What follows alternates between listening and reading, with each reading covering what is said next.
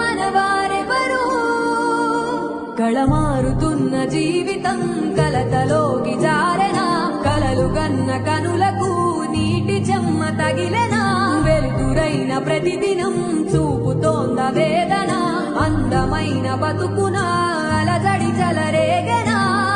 ఏమిటి నీ పాపం ఏమిటి నీ నేరం చీకటి ముసిరిందే చిటికల్లోనా తీరదు నీ